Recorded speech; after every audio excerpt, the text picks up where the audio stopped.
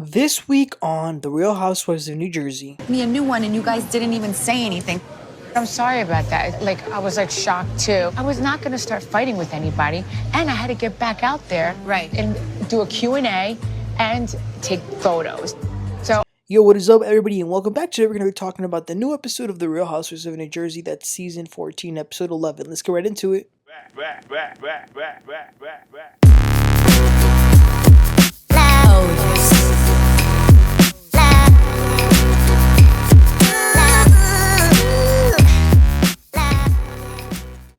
Alright, the opening scene is Jennifer Aydin going to lunch with her brother and his wife. They're still living in the apartment that Jennifer got them, and Jennifer's other brother is there as well. He lives in New York and he's a music teacher. Her brother and sister-in-law are talking about how it feels like to live in New Jersey. They think that the people in New Jersey are a little too aggressive. It's not the best. Then she tells them all about her fight with Danielle. She calls Danielle trash and tells them how all of that went down and that she really did want more support from Teresa. The next scene is Rachel. Danielle comes over with her daughter, so the girls have like a little play date. Danielle tells Rachel about the music video that her daughter did. And the other thing that Danielle tells her is that she is about her strained relationship with her dad. So she is very disappointed that her dad didn't go to either the relaunch or the music video. And she says that she wishes she was on good terms with him so she could talk to him about all the stuff that happened with Jennifer. Now, I get all this, but she's the one that needs to reach out because she's always having her husband be the one that reaches out. I think to her dad, it'll mean a lot more if it's her who reaches out. She tells Rachel about the podcast that Teresa had and how she went after Jennifer. Remember, Danielle said, I'm surprised the church didn't burn up with you inside of it and you'll look like trash or ish, whatever she said. And it looks like Danielle is proud of saying all that. So Rachel has an idea.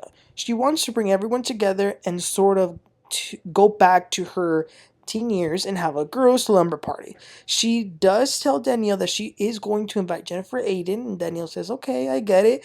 And I understand Rachel wanting to invite Jennifer Aydin because, I mean, they don't really have that many problems. She will not invite Teresa, obviously, but she will invite everyone else other than that. She hopes that they can all have fun. The next scene is Teresa. Gia is practicing for her Elsa, which I am too, so I wish her the best. Teresa and Joe are, very proud of their daughters and how they turned out. Then they talk about a case that Louis has with his ex. Apparently, they've been in court for over 3 years.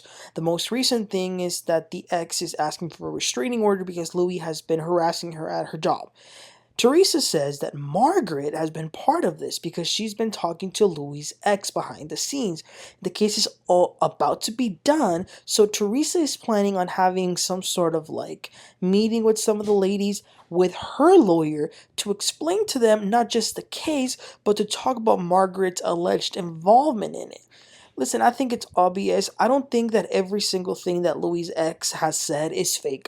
I just don't.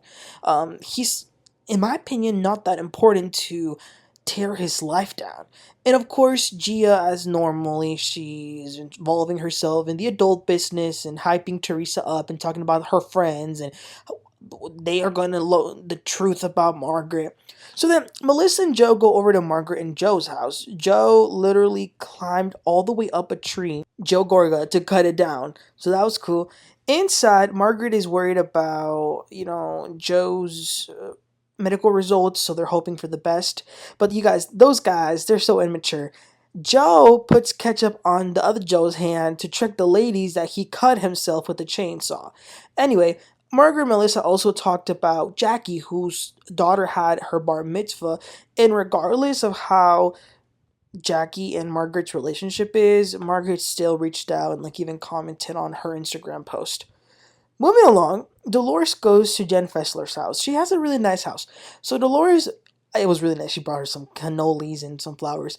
Dolores says that she's happy that Jen Fessler was able to join the group at a time when the group at least could be unified, even if it was for one last time. And that was the time they went to Ireland. And that was honestly the last time. And it was so crazy to even see like the flashbacks of that trip last season because they were all so happy. So it's crazy to think how things were about to change in a few months. Anyway, Jen Fessler asks Dolores, what did she fight with Jennifer about in the podcast over there the other day with Teresa? Dolores says that she's upset because Teresa has been a mess recently. As far as anxiety, she's super thin, the court case, which, by the way, Dolores has told Teresa that she wants to know nothing about nothing when it comes to this case. But it has been stressing Teresa a lot. Unfortunately, Louis BS is affecting her. So in the podcast, we all saw Jennifer was coming sort of at Teresa for not defending her, and Dolores was like, no, don't come at her like that for such a dumb thing when she's the way she is and it's her event. Yeah, don't talk to her like that. That's what she said.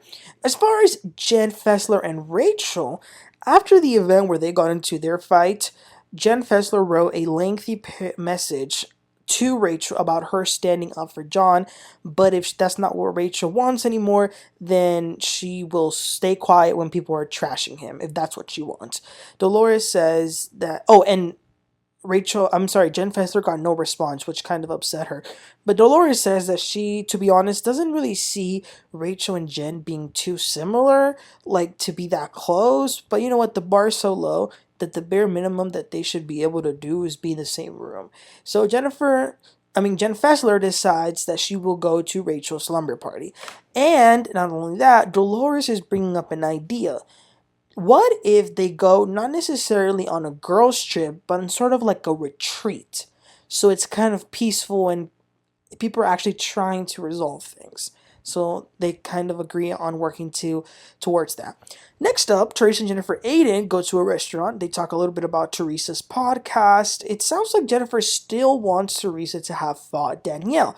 But Teresa says, listen, that was my event. I needed to go back to do a Q&A, and I wasn't going to ruin my event. So then Jen says that she felt alone that night. And that everyone always says that, she's there to defend Teresa, always. And to her, it's because if she sees something wrong towards Teresa, because she's her friend, she will instantly defend her. She won't even think about it. And she doesn't feel like Teresa is doing that in return, just like she feels like she didn't do that at the Tulum party. Now, the Tulum party is when Danielle and her got into it. And Teresa's just like, I didn't see when that happened. So Jennifer says that she just wants Teresa to stick up for her more. And I get that, but like, what did Jennifer want Teresa to do that day at the party? Fight Danielle too? I mean, it really makes no sense. But Teresa says that she will have Jennifer's back. And at the end of the day, if she were to have to pick between Jennifer and Danielle, if she had to, obviously she would pick Jennifer. As far as the case, Teresa says it's a lot and it's almost over and people are going to see the truth. So then later, Rachel is working on her party and she really did go all out. She got a caterer and decorated the whole thing. She got them slippers and matching pajamas and all that. All the ladies got there and eventually Jen Fessler got there. And her and Rachel did have sort of a quick conversation. Rachel explains that hearing Gia and John's name in the same sentence really did piss her off and she just got pissed. Jen says that she gets all that, but it was really hurtful that Rachel didn't respond to the message. So Rachel apologizes for making her feel that way and they talk about it and they hug it out and so they're good now. Rachel also brought an intuitive empath who reads lips. So they put on lipstick and then they kiss it on a piece of paper and the lady will read them. For Margaret, she told you that she's been very closed and she kind of threw shade about how long she's been living on this earth. Jennifer congratulated Jackie on her book and then Danielle was the last one to get there. And she brought with her a cake that she says she baked and on the cake, there was little people frosted on it to represent each one of them, but there was one at the edge that was kind of falling off, clearly trying to show that it was Jennifer. Listen, Danielle is just being petty at this point. Then they just play some games, champagne bong, and they have a fruit roll-up. Let's see who can eat it without touching it. So they were just having some dumb fun. And Jennifer Aydin won that game, by the way. Then they sit down to eat and they have just girl talk. What does your husband do for you to know that he wants to have sex with you? So they all go around and they answer that question. They ask Dolores about her and Pauley and she says that they're now getting like the computers and stuff in the offices, so they haven't had time to do it. Then Jennifer Aydin says all you gotta do is milk the prostate. I don't know what that means. I don't want to know what that means.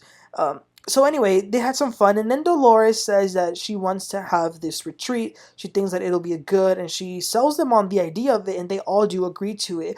And that was the end of the episode. Now, I'm guessing that this was supposed to be the trip that they were originally going to have in Bluestone Manor, but they didn't end up going. I remember when the season was still being filmed, those were the reports. The reports where there will be no cast trip, but the girls will spend the weekend or whatever in Dorinda's. Now that didn't happen, so I'm looking forward to see how that plays out. Who decided to not do it? I think we got 2 more episodes left, you guys, next week, and I believe after that it's the finale. I believe if I'm not mistaken. So it'll be interesting. So you guys, let me know what y'all think about this episode. What did y'all think about the slumber party, and what do you think about this case that they keep talking about all of a sudden? So let me know in the comments, you guys. Please don't forget to like and subscribe. It'll catch y'all next time. You have a great one. Bye.